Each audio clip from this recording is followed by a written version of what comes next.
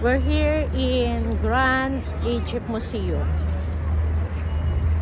We bought a ticket for how much?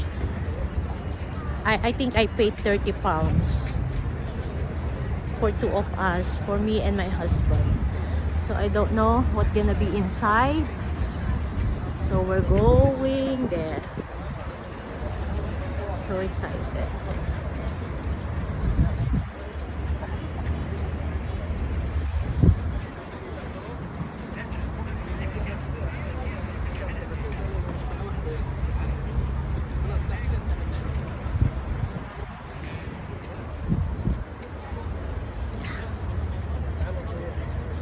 Hirap yung pagpila nila rito dahil sa dami din ng taong pumapasok. Actually, hindi pa nga peak season today this time